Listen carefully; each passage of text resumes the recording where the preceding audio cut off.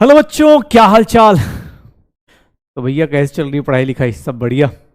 तो आज एक छोटा सा लेक्चर है, छोटा सा समरी लेक्चर है, क्योंकि चैप्टर ही छोटा सा है। लेकिन हाँ, इस चैप्टर का भाई सच पूछो ना तो मेरे से कोई इंपॉर्टेंस पूछे तो इस चैप्टर को फिजिकल के यहाँ पे ज़्यादा इंपॉर्टेंस नहीं देते पाते हम लोग, क्योंकि छोटा सा आएगा बहुत, मतलब 10 पेज का, मुझे लगता है 10-12 पेज का है शायद। ठीक है, 10-12 पेजेस में खत्म हो जाता है ये चैप्टर। लेकिन इस चैप्टर का 3 जगह यूजेस बहुत खतरनाक होते हैं। 3 जगह यूजेस बहुत, फिजिकल में इलेक्ट्रोकेमिस्ट्री में यूज होगा, क्योंकि वहां पर इलेक्ट्रोकेमिकल सीरीज, इन सब जगहों पे फिर से वही रिडक्शन ऑक्सीडेशन यूज होगा इलेक्ट्रोकेमिस्ट्री में। दूसरा डी एंड एफ ब्लॉक में यूज होगा बहुत खतरनाक तरीके से, क्योंकि यही जो ऑक्सीडेशन रिडक्शन वाली जो प्रॉपर्टीज हैं, ऑक्सीडाइजिंग रिड्यूसिंग है। और तीसरा डी एंड एफ के बाद तीसरा, आज के टाइम पे अब हाइड्रोजन चैप्टर अब सिलेबस से बाहर है, लेकिन हाइड्रोजन के रिएक्शंस या कहीं भी पी ब्लॉक में अगर बोले जाए कुछ रिएक्शंस में, तो वहाँ यूज हो जाएगा।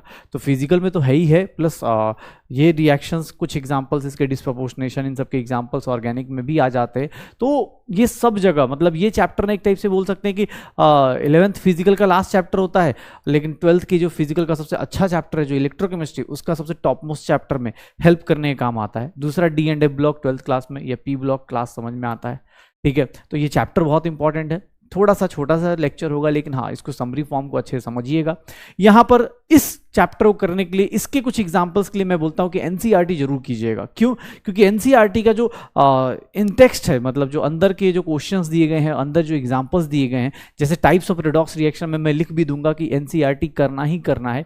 अगर हो सके तो आप इस समरी लेक्चर के साथ साथ एनसीईआरटी में जहां मैं बोलूंगा उस वाले टॉपिक को आप एनसीईआरटी से कीजिएगा, बिकॉज मैं यहाँ पे उतने एग्जाम्पल्स नहीं दे सकता। आप वहां से ज्यादा अच्छे एग्जाम्पल्स पुट कर सकते हैं, वो एग्जाम्पल्स डायरेक्ट नीट में आते हैं। ओके, तो चलो शुरू करते हैं। आज का समरी लेक्चर है क्या? Redox reaction. तो हम लोग रिडॉक्स रिएक्शन में देखें तो रिडॉक्स रिएक्शन में फिर से वही कहानी है कि रिडक्शन और ऑक्सीडेशन को मिला दिया जाए तो इसी से हमारा क्या बनता है? रिडॉक्स रिएक्शन बनता है। रिडक्शन किसको बोलते हैं और ऑक्सीडेशन किसको बोलते हैं, इसके बारे में 2 कॉन्सेप्ट हैं, क्लासिकल या ओल्ड कॉन्सेप्ट, एक मॉडर्न कॉन्सेप्ट। क्लासिकल कॉन्सेप्ट क्या है, ओल्ड कॉन्सेप्ट क्या है कि जहां हाइड्रोजन ऐड होगा उसको क्या बोलेंगे? रिडक्शन। जहां ऑक्सीजन रिमूव होगा उसको क्या बोलेंगे? रिडक्शन। लेकिन इसका just opposite, oxidation, removal of hydrogen, oxidation of oxygen. लेकिन ओल्ड कॉन्सेप्ट को ही देखोगे तो इलेक्ट्रोनेगेटिव एलिमेंट्स के ऐड होने को, रिमूवल को क्या बोलते हैं? रिडक्शन। और इलेक्ट्रोनेगेटिव एलिमेंट्स के ऐड होने को क्या बोलते हैं? ऑक्सीडेशन। अगर एडिशन ऑफ इलेक्ट्रोपॉजिटिव एलिमेंट, मतलब अगर इलेक्ट्रोपॉजिटिव एलिमेंट, ऑक्सीजन क्या है? इलेक्ट्रोनेगेटिव। तो इसी सेम चीज को ना बस लिखने का तरीका अलग किया गया है। एग्जाम हॉल में हो सकता है हाइड्रोजन और ऑक्सीजन के रिस्पेक्ट में ना पूछ के इलेक्ट्रोनेगेटिव और इलेक्ट्रोपॉजिटिव के रिस्पेक्ट में पूछ दे तो कोई दिक्कत नहीं। इलेक्ट्रोनेगेटिव एलिमेंट का रिमूवल क्या कहलाता है? रिडक्शन। तो यहां पर देखो, एडिशन ऑफ ऑक्सीजन मतलब एडिशन ऑफ इलेक्ट्रोनेगेटिव एलिमेंट क्या कहलाता है? ऑक्सीडेशन। सर यहां पर हाइड्रोजन का ऐड होना क्या कहलाएगा? इलेक्ट्रोपॉजिटिव। यहां पर देख लो, हाइड्रोजन का रिमूव होना क्या कहलाएगा? Removal of electropositive. तो ये दोनों ना एक दूसरे के अपोजिट चलेंगे, reduction, addition of hydrogen, oxidation, removal of hydrogen. अब इसी का अपोजिट यहां पर ये लाइंस भी आपको यूज करनी है। नया कॉन्सेप्ट क्या बोलता है कि यार ये सब हाइड्रोजन ऑक्सीजन छोड़ो, किसी रिएक्शन में हाइड्रोजन ऑक्सीजन नहीं है तब भी वो रिडॉक्स रिएक्शन हो सकती है। और उसके लिए 2 कॉन्सेप्ट आए, क्या कि अगर कोई इलेक्ट्रॉन गेन कर रहा है मतलब उसका रिडक्शन हो रहा है, अगर कोई लूज करेगा तो इसका मतलब उसका ऑक्सीडेशन हो रहा है। और अगर ऑक्सीडेशन नंबर आपका डिक्रीज कर रहा है, अगर आपका ऑक्सीडेशन नंबर क्या हो रहा है? डिक्रीज कर रहा है, तो भी आप रिडक्शन कर रहे हैं। और ऑक्सीडेशन नंबर अगर आपका इंक्रीज कर रहा है तो भी आप क्या कर रहे हैं? तो ऑक्सीडेशन कर रहे हैं। तो ऑक्सीडेशन नंबर, इलेक्ट्रॉन्स के ऊपर भी हमारा जो नया कॉन्सेप्ट बना वो आज के टाइम पे यही नया कॉन्सेप्ट है। ये क्लास 10 तक चलता है हाइड्रोजन ऑक्सीजन वाला कॉन्सेप्ट, लेकिन आज के टाइम पे हम लोग न्यू कॉन्सेप्ट क्या है कि sir gain of electron, loss of electron, decrease in oxidation number और increase in oxidation number, this is the new concept और मॉडर्न कॉन्सेप्ट, या फिर हम बोल देते हैं इलेक्ट्रॉनिक कॉन्सेप्ट। यही है हमारे लिए, इलेक्ट्रॉनिक कॉन्सेप्ट यही है। तो रिडॉक्स रिएक्शंस में ये रिडक्शन और ऑक्सीडेशन का बेसिक डेफिनेशन। रिडॉक्स रिएक्शन किसको बोलते हैं? जहां पर रिडक्शन और ऑक्सीडेशन साथ साथ हो रही हो उसी को रिडॉक्स रिएक्शन बोल दिया जाएगा, उसी को रिडॉक्स रिएक्शन बोल दिया जाएगा। ऑक्सीडेशन नंबर या ऑक्सीडेशन स्टेट किसको बोलते हैं? ध्यान सुनिएगा, एक इमेजिनरी या रियल चार्ज होता है। मतलब इमेजिनरी भी हो सकता है, क्योंकि रियल में एग्जिस्ट करना जरूरी नहीं है हर एक के ऊपर, इमेजिनरी भी हो सकता है, रियल भी हो सकता है। एग्जाम हॉल में ये क्वेश्चन आ सकते हैं कि इमेजिनरी है या रियल है। ये इमेजिनरी और रियल दोनों हो सकता है। किसके ऊपर? एक एटम के ऊपर डिफाइंड होता है। जब भी मैं कहीं बोल रहा हूं कि ऑक्सीडेशन नंबर ऑफ क्रोमियम, तो इसका मतलब क्रोमियम के एक एटम पे इतना चार्ज होगा। ठीक है, ये कभी नहीं कि 2 एटम होंगे तो मल्टीप्लाई करना पड़ेगा, 3 एटम होंगे तो 3 बार मल्टीप्लाई करना पड़ेगा। ऑक्सीडेशन नंबर हमेशा एक एटम का क्या किया जाता है, ऑक्सीडेशन नंबर हमेशा एक एटम का लिया जाता है। ये एक रिलेटिव चार्ज है, मतलब सर यहां पर हो सकता है किसी कंपाउंड में ऑक्सीजन का -2 हो, बट किसी कंपाउंड में जाएंगे -1 हो जाएगा, किसी कंपाउंड में जाएंगे +1 हो जाएगा। तो ये क्या है, एक रिलेटिव चार्ज है। और रिलेटिव चार्ज किस पे डिपेंड करता है, बॉन्डेड एटम्स। मतलब हो सकता है ना ऑक्सीजन किसी और से बॉन्डेड होगा तो -2 दिखाएगा, किसी और से बॉन्डेड होगा तो +2 दिखाएगा। तो ये सब कुछ लाइंस हैं ऑक्सीडेशन नंबर के बारे में। ऑक्सीडेशन नंबर है क्या सर, एक इमेजिनरी या रियल चार्ज है जो किस पे डेवलप होता है, किसी एटम अगर कहीं कंबाइन कर रहा है या किसी से रिएक्शन कर रहा है तो। रिलेटिव चार्ज है क्योंकि हर एक जगह पे डिपेंड करता है किससे बॉन्ड बना रहा है, कैसे बॉन्ड बना रहा है। जैसे देखो ना हाइड्रोजन, ऑक्सीडेशन नंबर निकालने के लिए अगर रूल्स की बात की जाए तो कुछ बेसिक रूल्स है। जैसे सर ग्रुप 1 के एलिमेंट्स जैसे अल्कली मेटल्स, ग्रुप 1 के अल्कली मेटल्स कौन कौन से, lithium, sodium, potassium, rubidium, caesium, ये हमेशा क्या शो करते हैं, +1। अगर अल्कलाइन अर्थ मेटल्स की बात करें तो हमेशा क्या शो करेंगे, +2। Beryllium, magnesium, calcium, strontium, barium, ये हमेशा क्या शो करेंगे, +2। जिंदगी में कसम खा लेते हैं कि भैया मुझे हमेशा +2 ही शो करना है, ये इधर से उधर हो जाए, दुनिया इधर से उधर हो जाए, ये हमेशा क्या शो करेंगे, +2 ही शो करेंगे। क्या शो करेंगे, +2 ही शो करेंगे। तो ध्यान से देख लेना अपने पास रूल नंबर 1 क्या कहता है, अल्कली मेटल्स का oxidation number fixed, alkaline earth metals का oxidation number +2। Alkali metal group 1 में हाइड्रोजन नहीं आता, हम हाइड्रोजन अल्कली मेटल को नहीं काउंट करते। हाइड्रोजन थोड़ा अलग नखरे दिखाता है। हाइड्रोजन का ऑक्सीडेशन नंबर भाई साहब देखोगे तो हाइड्रोजन मेटल के साथ होगा तो -1 दिखाएगा, मतलब मेटल इलेक्ट्रॉन देगा ये ले लेगा। और अगर नॉन मेटल के साथ है तो +1 दिखाएगा। हाइड्रोजन नॉन मेटल के साथ क्या दिखाएगा, +1 दिखाएगा। एक चीज और, अगर अपने ही एटम से बॉन्डेड है, अपने ही एटम से बॉन्डेड है, होमोएटॉमिक है, या हम बोल सकते हैं oxygen oxidation number of atom in its standard और एलिमेंटल स्टेट। आपको बोले स्टैंडर्ड और एलिमेंटल स्टेट, सर आपको थर्मोडायनेमिक्स में रिवाइज कराया गया है, किसी का स्टैंडर्ड स्टेट मतलब रूम टेम्परेचर पे ऑक्सीजन O2 गैस के फॉर्म में, नाइट्रोजन N2 गैस के फॉर्म में, हाइड्रोजन H2 गैस के फॉर्म में एग्जिस्ट करता है। Metal in their solid state is known as standard state. अगर आप अपने स्टैंडर्ड स्टेट में हैं तो आपका ऑक्सीडेशन नंबर कितना हो जाएगा, आपका ऑक्सीडेशन नंबर कितना हो जाएगा, 0 हो जाएगा। आपका ऑक्सीडेशन नंबर कितना हो जाएगा, 0 हो जाएगा। तो ये देख लो कुछ रूल्स, ऑक्सीडेशन नंबर काउंट करने के कुछ रूल्स। अगर कोई आयन है या कोई चार्ज एटम है तो उसके ऊपर जो चार्ज है वही उसका क्या कहलाएगा, ऑक्सीडेशन नंबर। कोई ये चार्ज एटम है या कोई आयन है, जैसे Fe+2 लिखा है तो उसका ऑक्सीडेशन नंबर कितना हो जाएगा, +2। Fe+3 लिखा है तो उसका ऑक्सीडेशन नंबर कितना हो जाएगा, +3। तो याद रखिएगा। दूसरा, पी ब्लॉक एलिमेंट्स में जब भी आपको ऑक्सीडेशन नंबर निकालना है तो पी ब्लॉक एलिमेंट्स ग्रुप 18 कैसे निकालते हैं, तो G-18 टू G-10, मतलब इनका जो ऑक्सीडेशन नंबर होता है group number -18 to group number -10 यहां तक चलता है। एक्सेप्शन क्या है, inert pair effect and period 2 के एलिमेंट्स। ये आपको इनऑर्गेनिक में मिलता है कि पीरियड 2 के एलिमेंट्स जैसे कार्बन है, नाइट्रोजन है, ऑक्सीजन है, फ्लोरीन है, ये सब कुछ लिमिटेशन के साथ होते हैं। अदरवाइज बाकी लोग नॉर्मल देखोगे। ग्रुप 13 की बात करें तो ऑक्सीडेशन नंबर कहां से जाएगा, 13 - 18 -5 से लेके +3। ग्रुप 14 कहां से कहां जाएगा, -4 से +4। ये इनका रेंज होता है, यहां से यहां तक शो करते हैं, इनको रटना नहीं है। अब ग्रुप 18 को देखोगे सर, ग्रुप 18 में कोई बोलेगा सर उसका ऑक्सीडेशन नंबर 0 लेते हैं, लेकिन आज के टाइम पे जेनॉन का, रेडॉन के कुछ कंपाउंड्स बने हैं जहां पे जेनॉन +2 है, +4 है, +6 है, ये सब कुछ शो कर रहा है। तो इसीलिए हम लोग ग्रुप नंबर 13 से लेकर 18 तक अगर इनका ऑक्सीडेशन नंबर का देखें तो ऑक्सीडेशन नंबर का एक रेंज होता है, कहां से कहां, -5 से +3, -4 से +2। ये कहां से कहां फ्लक्चुएट करता है, ग्रुप -18 तो group -10, except inert pair effect and period 2 elements. अब कोई बोले सर ऑक्सीजन 6 दिखाएगा, नहीं दिखाएगा, ऑक्सीजन +6 कभी दिखा ही नहीं सकता। हाँ, ऑक्सीजन -2 दिखाता है, -1 दिखाता है, +1 दिखाता है, वो होगा पक्का। तो ये रूल नंबर 5। ऑक्सीजन की बात कर रहे हैं तो याद रखिएगा, ऑक्सीडेशन नंबर मैंने क्लास में बताया है। ऑक्सीडेशन नंबर अगर इन जनरल बोल रहा हूं, इसका मतलब उस टाइम पे उसका काउंट नहीं करना है। जैसे ऑक्सीजन है, ऑक्सीजन का अगर काउंट नहीं करना, किसी और का काउंट करना है तो ऑक्सीजन का हमेशा आप क्या लोगे, -2। इन जनरल का मतलब क्या होता है कि सर आप जब इसका काउंट नहीं करोगे तो क्या लोगे, -2। ऐसे ऑक्सीजन -1, -1/2, 0, +1, +2 सब कुछ दिखा सकता है। ये देखो ना, O-1, O2 -2, O-1/2, ये सब कुछ पर सुपर ऑक्साइड, ऑक्सीजन +1 भी दिखा सकता है, +2 भी दिखा सकता है। लेकिन हाँ, अगर ऑक्सीजन का नहीं काउंट करना है तो भैया ऑक्सीजन का हमेशा क्या लोगे, -2। ऑक्सीजन मोस्टली किस केस में रहता है, किस फॉर्म में रहता है, ऑक्साइड के फॉर्म में। पर ऑक्साइड और सुपर ऑक्साइड ऑक्सीजन का एक केस है।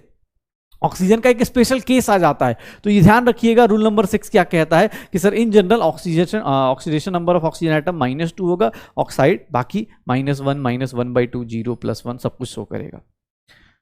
Rule number 7 again in general oxidation number of halogens, जब हैलोजेंस का ऑक्सीडेशन नंबर नहीं निकालना है तो आप कितना लोगे -1, लेकिन क्लोरीन ब्रोमीन आयोडीन, फ्लोरीन नहीं, chlorine bromine iodine can show +1 +3 +5 +7, obvious है इनका ऑक्सीडेशन नंबर ये सब शो हो सकता है। तो ये कुछ बेसिक रूल्स हैं जिनके ऊपर आप ना सर ऑक्सीडेशन नंबर निकालते हो, ऑक्सीडेशन नंबर निकालते हो।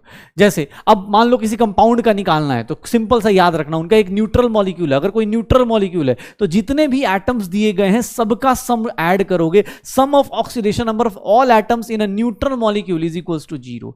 इसी के ऊपर हम सारे के सारे क्वेश्चंस अटेम्प्ट करते हैं, सारे के सारे आपने क्लास में किया भी होगा, ऑक्सीडेशन नंबर के क्वेश्चंस हमने क्लास में करे भी हैं, उसमें देखा होगा अगर कोई न्यूट्रल मॉलिक्यूल है तो सारे एटम्स का ऑक्सीडेशन नंबर ऐड करोगे कितना हो जाएगा, 0 होगा। अगर चार्ज मॉलिक्यूल है तो उसमें किसके इक्वल हो जाएगा, चार्ज के इक्वल हो जाएगा। अगर चार्ज मॉलिक्यूल है, मान लो MnO4- लिखा है तो उसमें क्या हो जाएगा, सबका सम मिला के कितना हो जाएगा, चार्ज के इक्वल हो जाएगा। तो ये रूल नंबर 8 कहलाता है। रूल नंबर 8 ये है। अब सर ये देखिएगा कुछ लोगों का ये सारा कुछ हमने क्लास में डिस्कस किया हुआ है, तो प्लीज़ मैं बार बार बोल रहा हूँ भाई, कोई अगर डायरेक्ट इसमें आ गया है किसी और, आप थोड़ा क्लास देख के आए होंगे तो आपको सब कुछ रिलेट होगा, अगर अपनी कॉपी देखेंगे आपको पता चल जाएगा, लेकिन हाँ अगर डायरेक्ट आए हैं तो थोड़ी दिक्कत हो जाएगी, ठीक है ना, क्योंकि मेरा पढ़ाने का स्टाइल ऐसे है, अब किसी और का कुछ और तरीका होगा तो दिक्कत आ जाएगी। मैंने बताया था कुछ लोगों का, खासकर कार्बन, फास्फोरस, सल्फर, क्रोमियम, इन लोगों का आपको जब भी करना है इनके स्ट्रक्चर से कैलकुलेट करना है। मतलब इनके केस में क्या होता है कि इनका स्ट्रक्चर देखना पड़ेगा, और जिसका इलेक्ट्रोनेगेटिव ज्यादा है उसमें क्या हो जाएगा, मान लो एक बॉन्ड है तो इसका ए का ज्यादा है तो -1 इस पे +1, ए का ज्यादा है, डबल बॉन्ड है तो इस पे -2 इस पे +2, ए और बी का है 3 बॉन्ड है -3 इस पे +3। तो याद रखिएगा रूल नंबर 9 क्या बोला जाता है, -1 +1 क्या बोलता है, किसी का स्ट्रक्चर से भी आप निकाल सकते हो, आपको क्लास में कराया गया है। आज कुछ इंपॉर्टेंट इस समरी लेक्चर में आया है तो कुछ इंपॉर्टेंट ऑक्सीडेशन नंबर के कुछ एग्जांपल्स मैं हाईलाइट करके आपको दे दूंगा, आप उसको प्लीज प्रैक्टिस करके जाइएगा, क्योंकि एग्जाम हॉल में उसके आसपास की चीजें आएंगी ही आएंगी, ठीक है। तो ऑक्सीडेशन नंबर और किसी के स्ट्रक्चर से, खासकर इन लोगों के कार्बन, फास्फोरस, सल्फर, क्रोमियम, इन लोगों का तो स्ट्रक्चर देख के ही निकालना है आपको, इन लोगों का तो स्ट्रक्चर से ही निकालना है, कैलकुलेशन आपको करना है, ठीक है। फ्रैक्शनल ऑक्सीडेशन नंबर किसको रिप्रेजेंट करता है, एवरेज ऑक्सीडेशन नंबर को। मतलब फ्रैक्शनल ऑक्सीडेशन नंबर कभी किसी का नहीं आएगा, कभी भी कोई चार्ज -1 -2 -3 आता है, कभी -2.5 चार्ज नहीं आता, लेकिन कहीं आ रहा है इसका मतलब वो कुछ नहीं, वो क्या कर रहा है, वो एवरेज कर रहा है, एवरेज ऑक्सीडेशन नंबर बताया जा रहा है। जैसे हम कुछ एग्जांपल्स अपनी क्लास में देख के बैठे हुए हैं वहां पर। कॉम्प्लेक्स रिएक्शंस में या कॉम्प्लेक्स कंपाउंड्स में, ऑलरेडी आप इनऑर्गेनिक में जब कोऑर्डिनेशन कंपाउंड्स क्लास 12 में पढ़ते हो तो वहां पता चल जाता है कि भैया कॉम्प्लेक्स कंपाउंड्स या कोऑर्डिनेशन कंपाउंड्स में सेम ऊपर के जितने रूल्स हैं वो सब कुछ अप्लाई होते हैं, थोड़ा लिगेंड्स ऐड हो जाते हैं। लिगेंड्स मतलब जब आप कोऑर्डिनेशन पढ़ते हो आपको पता चल जाता है। Rule number 12, in case of alloys या एमलगम फॉर्मेशन, एलॉय का फॉर्मेशन का मतलब क्या होता है, alloy is nothing mixture of metals. Alloy में मिक्स मेटल्स आपस में रिएक्शन नहीं करते, अगर कहीं सोडियम कॉपर जिंक एलॉय लिखा है तो कॉपर और जिंक आपस में रिएक्शन नहीं करते, बस मिक्स कर रहे हैं एक प्रोपोर्शन में ताकि वो एक नई प्रॉपर्टी दिखा पाए। तो एलॉयज में क्या होता है, किसी की कोई कंपाउंड नहीं बनता तो ऑक्सीडेशन नंबर ऑफ मेटल क्या रहता है, 0 रहता है। ऑक्सीडेशन नंबर ऑफ मेटल क्या रहता है, 0 रहता है। तो इस बात का ध्यान रखिएगा। ये बेसिक 10-12 रूल्स हैं जिनके ऊपर ही पूरा का पूरा आप सारी की सारी आपने ऑक्सीडेशन नंबर की प्रैक्टिस सारे के सारे इन्हीं 10-12 रूल्स पे किए हुए हैं। आप क्लास की कॉपी देखेंगे आपको पता चल जाएगा। आपको मैं कुछ इंपॉर्टेंट कंपाउंड्स जो यहाँ मैं लिस्ट बना के लाया हूँ, ये 30 कंपाउंड्स आपको मिनिमम प्रैक्टिस करके रखने हैं। इनमें वो सारे वेरिएबल्स होंगे जिससे आपको हर एक चीज रिवाइज करा दी जाएगी। सर यहाँ पर एवरेज ऑक्सीडेशन नंबर के भी एग्जाम्पल्स हैं, सबके एग्जाम्पल्स डाले गए हैं। मैं ये चाहता हूँ अगर आप समरी लेक्चर सही से यूटिलाइज कर रहे हैं, आपने पूरा चीजें याद हैं, अपने नोट्स के साथ पलट रहे। समरी लेक्चर पढ़ने का 2 तरीका है, एक तो है कि चलो देख लेते हैं टीचर क्या कहना चाहता है, एक होता है कि भैया चलो यार मैं भी साथ साथ में अपने नोट्स पलटता हूं। अगर आप नोट्स देखेंगे, आप चीजों को अटेंड करेंगे, आप एक काम कीजिए, रफ पेज लीजिए, उन सब पे ऑक्सीडेशन नंबर निकाल के चेक कर लीजिएगा, सब पे ऑक्सीडेशन नंबर निकाल के चेक कीजिएगा, किसी के स्ट्रक्चर से आएगा। मैंने ऐसे ये सारे देख लो अपने पास, यहां पर मैं आंसर नहीं लिखूंगा यार, क्योंकि फायदा क्या है, फिर क्लास में बताया हुआ है, क्लास में कराया हुआ है, आप सब लोग कर सकते हैं, ठीक है, ऐसा नहीं है। ऑक्सीडेशन नंबर अगर आप निकाल लेते हैं, ऑक्सीडेशन नंबर अगर आप निकाल लेते हैं, कोई भी रिडॉक्स रिएक्शन होगी, एक बंदा ऑक्सीडाइज होगा, एक बंदा रिड्यूस होगा। अब यहां पर एक स्टॉक नोटेशन एनसीईआरटी में है तो इसलिए इंपॉर्टेंट है। स्टॉक नोटेशन क्या बोला जाता है कि भैया एलिमेंट्स का representation with their oxidation number in Roman letter, मतलब एलिमेंट्स का रिप्रेजेंटेशन, कोई भी एलिमेंट लिखा है, जैसे कार्बन लिखा है तो उसके बगल में 4 रोमन में लिख दिया जाए 4, तो समझ जाना कार्बन इस कंपाउंड में क्या है सर, +4 में है। अगर मैं कहीं लिख रहा हूं कार्बन +2 तो इसका मतलब कार्बन क्या हो जाएगा उसमें, +2 में होगा। कार्बन किस में होगा, +2 में होगा। ठीक है, तो ये इस तरह से अगर रिप्रेजेंट किया जाता है तो उसी को क्या बोलते हैं, स्टॉक नोटेशन। एनसीईआरटी में है, इसके ऊपर फॉर्मूलाज बनते हैं, तो ये ध्यान रखिएगा। मैं बार बार बोल रहा हूं इस चैप्टर में बेटा एनसीईआरटी खोल के साथ में लेते चलो। क्यों, क्योंकि यार अभी सी बात है ना बेटा, अब इसमें मैं न्यूमेरिकल्स इसके अभी छोटे छोटे क्वेश्चंस होते हैं, आप एनसीईआरटी देखेंगे आपको हर एक चीज मिलती चली जाएगी। और एनसीईआरटी तो लीजिए भाई साहब, इस चैप्टर के लिए एनसीईआरटी इंपॉर्टेंट है। क्यों, क्योंकि आज के टाइम पे एक्सपेरिमेंटल केमिस्ट्री भी जुड़ चुकी है, तो आपको रिडॉक्स रिएक्शन की टाइट्रेशन ये सब चीजें अभी आप जब रेडॉक्स की टाइट्रेशन ये सब करने जाएंगे, जब जो लोग स्कूल में हैं या जो लोग अपने कॉलेज में करते हैं उनको पता होना चाहिए क्या होता है क्या नहीं।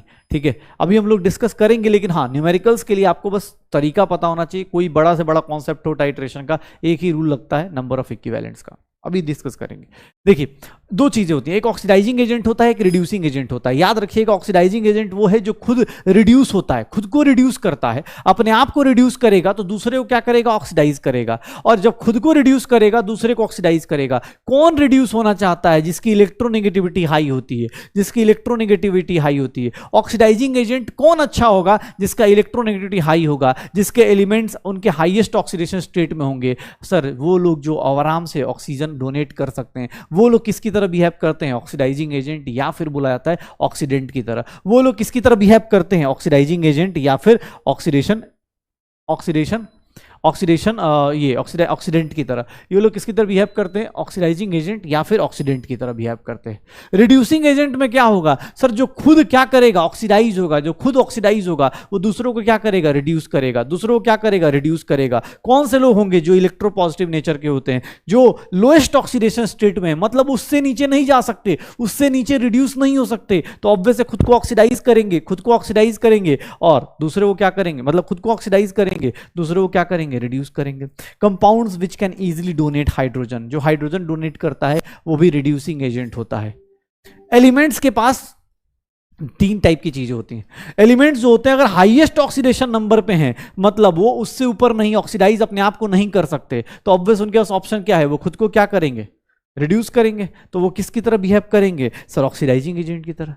अगर वो लोएस्ट ऑक्सीडेशन स्टेट में है तो किसकी तरह बिहेव करेंगे, रिड्यूसिंग एजेंट की तरह। और इन दोनों के बीच में हो तो आप दोनों की तरह काम कर सकते हो, आप oxidising as well as reducing agent की तरह बिहेव कर सकते हो। तो कोई भी एलिमेंट, जैसे क्लोरीन है, तो क्लोरीन अगर +7 पे है तो हमेशा क्या होगा सर, वो हमेशा खुद को रिड्यूस करेगा, तो ऑक्सीडाइजिंग एजेंट होगा। लेकिन क्लोरीन अगर -1 पे है, लोएस्ट पे है, तो लोएस्ट से क्या करेगा, हमेशा अपने आप को ऑक्सीडाइज करेगा, तो दूसरों को क्या करेगा, रिड्यूस करेगा। लेकिन क्लोरीन अगर इन बिटवीन है ऑक्सीडेशन स्टेट, तो वो किसकी तरह बिहेव करेगा, oxidising as well as reducing agent. पक्का, ये देख लो। अब मैं बात करूं एप्लीकेशंस ऑफ ऑक्सीडेशन नंबर, तो भैया स्ट्रेंथ ऑफ एसिड, जो एसिड की स्ट्रेंथ है, एसिडिक स्ट्रेंथ है, वो किस पे डिपेंड करती है, एसिडिक स्ट्रेंथ जो होती है वो किस पे डिपेंड करेगी, सर एसिडिक स्ट्रेंथ जो होगी वो किस पे डिपेंड करेगी, सर वो डिपेंड करती है directly proportional to oxidation number. किसी भी एसिड का ऑक्सीडेशन नंबर अगर ज्यादा है तो मतलब वो एसिडिक स्ट्रेंथ ज्यादा है। बेस की स्ट्रेंथ की बात करें तो उसका ऑक्सीडेशन नंबर अपोजिट चलेगा। दूसरा कॉन्सेप्ट आता है इक्विवेलेंट मास का। इक्विवेलेंट मास क्या है, तो molar mass upon N factor, molar mass upon N factor. इस रिएक्शन में, इस चैप्टर में एन फैक्टर का मतलब क्या है सर, ऑक्सीडाइजिंग, जैसे ऑक्सीडाइजिंग एजेंट है कोई, तो ऑब्वियस ऑक्सीडाइजिंग मतलब खुद को रिड्यूस करेगा, खुद को रिड्यूस करेगा मतलब वो कितने इलेक्ट्रॉन्स गेन कर रहा है। एन फैक्टर मतलब कुछ नहीं, नंबर ऑफ इलेक्ट्रॉन्स गेन। तो equivalent mass of oxidising agent क्या होगा, molar mass upon number of electrons gain. Sir N factor क्या है, जब भी आप कोई नई चीज, मतलब आपके पास 3 इस चैप्टर में आएंगे, ऑक्सीडेशन रिडक्शन और रिडॉक्स रिएक्शन, 3 इस चैप्टर में एन फैक्टर आ जाएंगे। N factor is nothing sir, जिससे आप इक्विवेलेंट को रिलेट करते हो। इक्विवेलेंट मास क्या है, molar mass upon N factor. N factor इस केस में ऑक्सीडाइजिंग एजेंट में क्या कहा जाएगा, नंबर ऑफ इलेक्ट्रॉन्स गेन्ड, और रिड्यूसिंग एजेंट में क्या बोला जाएगा, नंबर ऑफ इलेक्ट्रॉन्स लॉस्ट। हो गया, तो ये इक्विवेलेंट मास का कॉन्सेप्ट आ गया। Sir types of redox reaction, यहां से यहां वाला जो टॉपिक है, ये वाला जो टॉपिक है एनसीईआरटी खोलिएगा, एनसीईआरटी पे प्लीज उस पे जितने भी एग्जांपल्स एनसीईआरटी के दिए गए हैं प्लीज उसको एक बार हो सके तो उसको पढ़ लीजिएगा, क्योंकि आपको प्रीवियस ईयर क्वेश्चन दिख जाएगा, उसमें बहुत सारे एग्जांपल्स हैं जो एनसीईआरटी के कभी भी नीट में पूछे जा सकते हैं, कोई बहुत बड़ी चीज नहीं होगी। तो ध्यान सुनिएगा, टाइप्स ऑफ रेडॉक्स रिएक्शन क्या है? Redox combination reaction. Sir normal combination और रेडॉक्स कॉम्बिनेशन में डिफरेंस क्या है? तो यहां पर लिखा गया है सर नॉर्मल कॉम्बिनेशन भी ऐसा ही होता है, A + B मिलेगा C हो जाएगा, लेकिन यहां पर एक बात लिखी गई है कि साथ में ऑक्सीडेशन नंबर क्या होना चाहिए? चेंज करना चाहिए। अगर दो लोग मिलकर तीसरा कंपाउंड बना रहे हैं तो उन दोनों में से कोई एक ना एक या फिर दोनों के दोनों एलिमेंटल फॉर्म में होने चाहिए, कोई एक या फिर दोनों के दोनों एलिमेंटल फॉर्म में होने चाहिए, कोई दोनों एक दूसरे के एलिमेंटल फॉर्म में होने चाहिए, ठीक है ना, ये ध्यान रखिएगा। अगर रेडॉक्स कॉम्बिनेशन बोले चाहे रेडॉक्स डिकम्पोजिशन बोले, ध्यान सुनिएगा, ये कौन सी कंडीशन है ये सब याद रखिएगा, क्योंकि एग्जाम हॉल में हो सकता है स्टेटमेंट वाइज क्वेश्चन पूछ ले। रेडॉक्स डिकम्पोजिशन की बात करी जाए तो एक कंपाउंड ब्रेकडाउन होके दो कंपाउंड्स बना दे, उसी को क्या बोलेंगे? Redox decomposition with change in oxidation number. Definition याद रखिएगा, with change in oxidation number. A gives B + C, तो ऑब्वियस है B और C में से किसी एक को तो कम से कम एलिमेंटल फॉर्म में होना ही पड़ेगा, तब जाके आपको लगेगा कि हाँ यार रेडॉक्स डिकम्पोजिशन हो रही है, अदरवाइज फायदा नहीं। डिस्प्लेसमेंट रिएक्शन आपको पता है मेटल मेटल को डिस्प्लेस करता है, ये किस पे डिपेंड करता है? इलेक्ट्रोकेमिकल सीरीज पे। बहुत सारे डिस्प्लेसमेंट रिएक्शन एनसीईआरटी में P ब्लॉक में, S ब्लॉक में मिल जाएंगे, जिनमें से non metal displacement, hydrogen displacement, halogen displacement, ये सब कुछ P ब्लॉक में, ग्रुप 17 इन सब में मिल जाएगा। तो रेडॉक्स डिस्प्लेसमेंट अपने पास इस तरह से आ जाएगा, non metal displacement, hydrogen displacement, halogen displacement, ये चीजें आ जाएंगी। तो ट्राई कीजिएगा। 3 कॉम्बिनेशन, डिकम्पोजिशन और डिस्प्लेसमेंट रिएक्शन, ये उतने इंपॉर्टेंट नहीं क्योंकि ऑलरेडी आपको पहले से पता थे, ये 10th क्लास है। बस यहां पर एक ही कंडीशन लगी है कि यहां ऑक्सीडेशन नंबर चेंज होना चाहिए, बस एक ही कंडीशन लगी है। दूसरी चीज जो इंपॉर्टेंट है, जो इस साल हम पढ़ते हैं, इस साल क्या पढ़ते हैं? Disproportionation reaction. डिस्प्रपोर्शनेशन रिएक्शन मतलब कि सर एक ऐसा टाइप का रेडॉक्स रिएक्शन जिसमें सेम ही एलिमेंट ऑक्सीडाइज हो रहा हो और सेमी एलिमेंट क्या हो रहा हो? रिड्यूस हो रहा हो। सेमी एलिमेंट ऑक्सीडाइज हो रहा हो, सेमी एलिमेंट क्या हो रहा हो? रिड्यूस हो रहा हो, उसी को क्या बोल देंगे? Disproportionation reaction. डिस्प्रपोर्शनेशन रिएक्शन मतलब जहां पर ये कुछ इंपॉर्टेंट एग्जांपल्स हैं जो आपके P ब्लॉक में आ जाएंगे, D एंड F ब्लॉक में आ जाएंगे, जहां भी आ जाए, ये कुछ एग्जांपल्स हैं जो मेरी तरफ से कि भाई ये क्वेश्चंस आपको आने चाहिए, ठीक है। कुछ इंपॉर्टेंट डिस्प्रपोर्शनेशन रिएक्शंस हैं जहां पर क्या होगा? अच्छा, रिवर्स ऑफ डिस्प्रपोर्शनेशन, अगर इस रिएक्शन को रिवर्स करेंगे तो उसको हम लोग क्या बोल देते हैं? Comproportionation. क्या बोल देते हैं? Comproportionation. To show disproportionation reaction, कोई भी एलिमेंट ऐसे ही डिस्प्रपोर्शनेशन नहीं शो कर सकता, उसके पास कम से कम 3 ऑक्सीडेशन नंबर होने चाहिए। जैसे मैं तुमसे पूछ दूं सोडियम क्या डिस्प्रपोर्शनेशन शो करेगा? सोडियम के पास भैया क्या क्या ऑक्सीडेशन स्टेट होगा? सोडियम क्या दिखा सकता है? +1 या फिर 0। सोडियम +1 और 0 दो ही दिखा सकता है। Sodium can never go disproportionation. Zinc दिखा सकता है? नहीं सर, जिंक भी नहीं दिखा सकता, क्योंकि जिंक में भी 0 होता है और +2 होता है। लेकिन कॉपर दिखा सकता है? हाँ, कॉपर दिखा सकता है, 0 +1 +2। जिसके पास 3 ऑक्सीडेशन नंबर होंगे वो दिखा सकता है। तो पहली कंडीशन ये है कि कम से कम 3 ऑक्सीडेशन नंबर शो होने चाहिए। दूसरा, सर हाईएस्ट और लोएस्ट, हाईएस्ट और लोएस्ट कभी भी डिस्प्रपोर्शनेशन रिएक्शन शो नहीं करते हैं। हाईएस्ट ऑक्सीडेशन नंबर और lowest oxidation number can not show disproportionation. जैसे क्लोरीन की बात करूं तो -1 से लेके +7 तक होता है। सर -1 नहीं दिखा सकता, क्यों? क्योंकि इससे नीचे जा नहीं सकता, ये ऑक्सीडाइज कर सकता है, रिड्यूस नहीं हो सकता। That's why it behaves as sir reducing agent. ये देख लो, ये खुद को रिड्यूस कर सकता है, ऑक्सीडाइज नहीं कर सकता। दैट्स व्हाई ये क्या किसकी तरह बिहेव करता है? सर ये खुद ऑक्सीडाइजिंग एजेंट की तरह। सर बीच वाले शो कर सकते हैं, क्यों? क्योंकि वो दोनों काम कर सकते हैं। एक ही एलिमेंट ऑक्सीडाइज हो, एक ही एलिमेंट रिड्यूस हो, तो वो ऐसी जगह खड़ा होना चाहिए, ऐसी जगह होना चाहिए जहां से वो ऑक्सीडाइज भी हो जाए, जहां से वो रिड्यूस भी हो जाए। अगर हाईएस्ट पे है तो उसके पास ऑप्शन नहीं है, लोएस्ट पे तो भी ऑप्शन नहीं है, पक्का। तो disproportionation is a special type of redox reaction जहां एक ही एलिमेंट ऑक्सीडाइज होगा, एक ही एलिमेंट क्या हो जाएगा? रिड्यूस हो जाएगा। Same element oxidises, same element reduce होता जाएगा, पक्का। देखिएगा, रेडॉक्स रिएक्शन को दो पार्ट और डिवाइड कर सकते हैं, कौन कौन से, इंटरमॉलिकुलर और इंट्रामॉलिकुलर। इंट्रामॉलिकुलर मतलब एक ही कंपाउंड, जैसे अभी पढ़ रहे थे, इंट्रामॉलिकुलर मतलब सिंगल कंपाउंड ही क्या हो जाए, उसी का ऑक्सीडेशन, उसी का रिडक्शन हो जाए, तो उसको क्या बोलेंगे, इंट्रामॉलिकुलर। लेकिन अगर दो कंपाउंड्स मिलके कर रहे हो, अगर दो कंपाउंड्स मिलके ऑक्सीडाइज और रिड्यूस हो रहे हो, तो उसको क्या बोल देंगे, intermolecular redox reaction, intermolecular redox reaction. तो रेडॉक्स रिएक्शन के टोटल हम लोग अगर बात करें तो मेन 4 टाइप है, कौन कौन से सर, कॉम्बिनेशन, डिकम्पोजिशन, डिस्प्लेसमेंट और डिस्प्रोपोर्शनेशन। अगर उसके अलावा अगर फर्दर टाइप से डिवाइड किया जाए तो 2 टाइप और आएगा, जहां पर 2 मॉलिक्यूल्स इन्वॉल्व हैं उसको इंटरमॉलिक्यूलर बोलेंगे, और जहां एक मॉलिक्यूल इन्वॉल्व है वहां पे इंट्रामॉलिक्यूलर रेडॉक्स रिएक्शन बोलेंगे। तो ये अपने पास टोटल रेडॉक्स रिएक्शन की टाइप्स हो गई, ऑक्सीडेशन नंबर हो गया, ऑक्सीडेशन नंबर की कैलकुलेशन हो गई, स्टॉक नोटेशन हो गया, ऑक्सीडाइजिंग एजेंट हो गया, रिड्यूसिंग एजेंट हो गया। भाई अब यहां पर एक बार अपने नोट्स को जरूर चेक करते रहिए कहां कहां तक आप पहुंचे। अब इसके बाद जो छोटी सी चीज बचती है वो क्या है, तो सर वो है balancing of redox reaction. Balancing of redox reaction बेटा बेसिक 4 स्टेप्स की कहानी है, क्योंकि एग्जाम हॉल में आप सिर्फ और सिर्फ ऑक्सीडेशन नंबर मेथड करोगे। कहने को 2 मेथड है, हाफ रिएक्शन मेथड और ऑक्सीडेशन नंबर। रेडॉक्स रिएक्शन की जब भी बैलेंसिंग करते हैं, एटम्स और चार्ज को कंजर्व किया जाता है। नॉर्मली आप जब क्लास 10 तक की बैलेंसिंग करते थे तो वहां पर आप सिर्फ एटम्स को बैलेंस करते थे, वहां चार्ज का कॉन्सेप्ट नहीं था। रेडॉक्स रिएक्शन की बैलेंसिंग में atoms as well as charge is also conserve. Sir 2 तरीके हैं, half reaction method, oxidation number method. Sir 2 medium भी होते हैं, एसिडिक और बेसिक, न्यूट्रल, एसिडिक, सेम, ठीक है। Oxidation number method exam hall में आप यही यूज कर पाओगे। Half reaction method is for use, मतलब स्कूल के लिए ठीक है, बट हाँ ऑक्सीडेशन नंबर मेथड आप यूज करोगे एग्जाम हॉल में। कैसे करते हैं, कुछ नहीं करना, आप एक आयनिक इक्वेशन लिख दीजिए, जो भी दिया गया है आयनिक इक्वेशन लिखिए, और उसमें बाकी एटम्स को बैलेंस कर दीजिए except hydrogen in +1 oxidation number, मतलब H+ दिया है और ऑक्सीजन -2 दिया है, उसको छोड़ के बाकी लोगों को बैलेंस कर दीजिए। मतलब क्रोमियम, मैग्नीज, सल्फर, ये सब जितने भी दिए गए हैं उन सबको बैलेंस कर दीजिए, कोई दिक्कत नहीं, जैसे 10th क्लास में करते थे वैसे ही बैलेंस कर दीजिए, सिर्फ हाइड्रोजन ऑक्सीजन को छोड़ दीजिएगा।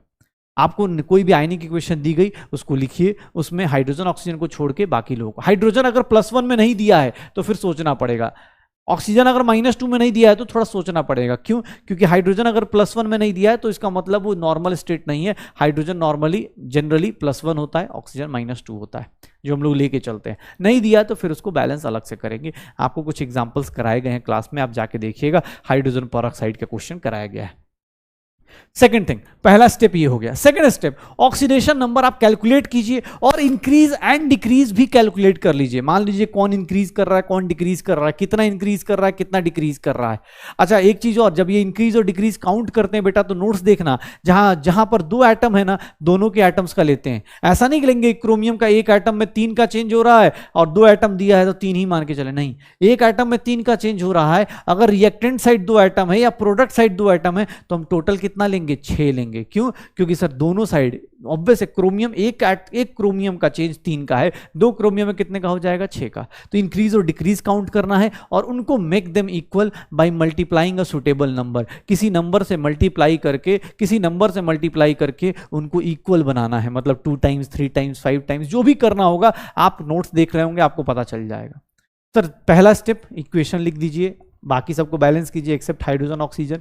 दूसरा स्टेप, ऑक्सीडेशन नंबर कैलकुलेट कीजिए, इंक्रीज और डिक्रीज को बराबर कीजिए।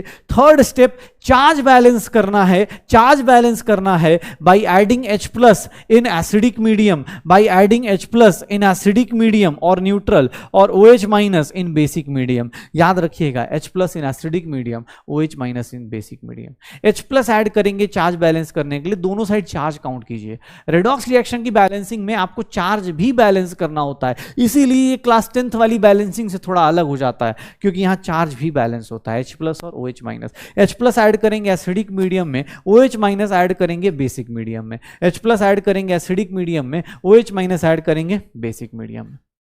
एंड द लास्ट स्टेप, बाकी सब कुछ बैलेंस हो गया तो बस एक बार काउंट कर लो कितना हाइड्रोजन कितना ऑक्सीजन है। जितना ऑक्सीजन बचा होगा उतना H2 ऐड कर देना, जितना ऑक्सीजन बचा हो, जितना हाइड्रोजन बचा हो, उतने नंबर ऑफ H2 ऐड कर देना, बस। सर पूरी रिएक्शन की बैलेंसिंग, ऑक्सीडेशन नंबर की बैलेंसिंग सिर्फ 4 स्टेप। पहला 2 स्टेप तो एक ही है लेकिन उसको मैंने अलग अलग लिख दिया है। ऐसे मेनली ये दोनों स्टेप मिला दो, सिंपल सा आयनिक इक्वेशन लिखो, उनका ऑक्सीडेशन नंबर काउंट करो, इंक्रीज और डिक्रीज भी काउंट करो, बाकी लोगों को एटम्स को बैलेंस कर लो एक्सेप्ट हाइड्रोजन एंड ऑक्सीजन। ये 4 स्टेप्स फॉलो करने हैं। किसी भी टाइप की रिडॉक्स रिएक्शन बैलेंस हो जाएगी। हाँ, कुछ कुछ जगह पे जैसे डिस्प्रोपोर्शनेशन रिएक्शन है तो वहां पे हमने पढ़ा भी था क्लास में, कॉमन सेंस यूज करना है। डिस्प्रोपोर्शनेशन में क्या होता है कि एक ही रिएक्टेंट दो प्रोडक्ट दे रहा है, तो जब आप मल्टीप्लाई करेंगे तो सेम मल्टीप्लाई रिएक्टेंट साइड मत कर दीजिएगा। क्यों? क्योंकि सर ऑब्वियस एक ही रिएक्टेंट है, पूरा का पूरा इम्बैलेंस हो जाएगा। एक बार डिस्प्रोपोर्शनेशन रिएक्शन की बैलेंसिंग अपने नोट्स में देखिएगा, आपको पता चल जाएगा। पक्का? चलो, अब बात करें एप्लीकेशंस की। एप्लीकेशंस अगर रिडॉक्स रिएक्शन अगर कहीं भी पढ़ते हैं, जैसे डी ब्लॉक में आते हैं MnO4, अब MnO4 माइनस है, ऑक्सीडेशन नंबर कितना है +7, एसिडिक मीडियम Mn+2 जाता है, कितने का चेंज आ रहा है सर? +5 का। तो सर इक्विवेलेंट मास क्या हो जाएगा? Molar mass by 5। सर यहां पर कितने का? +7 है। वीक अल्कलाइन या न्यूट्रल मीडियम में कितने का चेंज आ रहा है? 3 का। बेसिक मीडियम में कितने का चेंज आ रहा है? 1 का। तो सर ये फैक्टर्स देख लीजिएगा, एन फैक्टर मतलब कि सर कितने का चेंज आ रहा है। अगर कोई ऑक्सीडाइज या रिड्यूस होगा तो एन फैक्टर मतलब सर उसके अंदर कितना इलेक्ट्रॉन लूज हो रहा है या कितना इलेक्ट्रॉन गेन हो रहा है। During oxidation N factor is number of electron lost, increase in oxidation number. During reduction number of electrons gained या डिक्रीज इन ऑक्सीडेशन नंबर। अगर कोई रिडॉक्स रिएक्शन है तो उसका एन फैक्टर क्या होगा? इंक्रीज और decrease in oxidation number. Increase और डिक्रीज हमेशा बैलेंस्ड होता है, इंक्रीज और डिक्रीज बैलेंस्ड रिडॉक्स रिएक्शन में हमेशा इक्वल होगा। किसी भी टाइप का रिडॉक्स रिएक्शन हो, इंक्रीज और decrease in oxidation number is always equal. पक्का? तो पहला चीज रिडॉक्स रिएक्शन का ये देखो डी एंड एफ ब्लॉक में आएगा, ये सारी चीजें आपको, तो वहां से आप यहां से रिलेट कर सकते हैं। ठीक है। Number of equivalents, number of equivalents is again nothing number of moles into N factor, या फिर हम बोल सकते हैं molarity into volume into N factor, या फिर नॉर्मलिटी इनटू वॉल्यूम बोल देते हैं। नॉर्मलिटी भी यहां से चेक कर सकते हैं। नॉर्मलिटी क्या होती है? तो सर नॉर्मलिटी हम लोग क्या पढ़ते हैं आज के टाइम पे, अब सिलेबस से बाहर है लेकिन हाँ अभी भी कहीं कहीं मिल जाता है। मोलरिटी इनटू एन फैक्टर बोल दिया जाता है। तो नॉर्मलिटी को इस तरह से काउंट करेंगे, molarity into N factor. Number of equivalents कैसे निकालते हैं? Number of moles into N factor कर दीजिए, नंबर ऑफ इक्विवेलेंट्स आएंगे।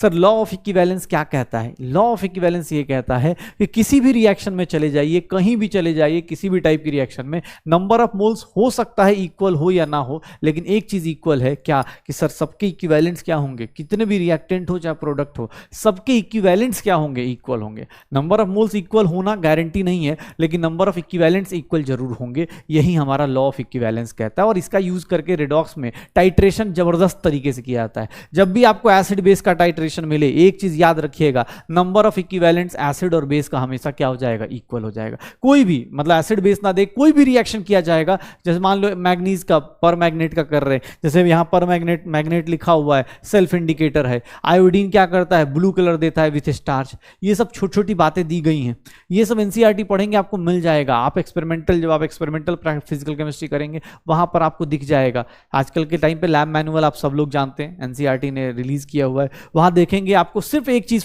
सिखाई जाएगी, नंबर ऑफ इक्विवेलेंट्स क्या कर दो? इक्वल कर दो। नंबर ऑफ इक्विवेलेंट्स इक्वल हुए मतलब समझ जाना सर आपका टाइट्रेशन सक्सेसफुल है।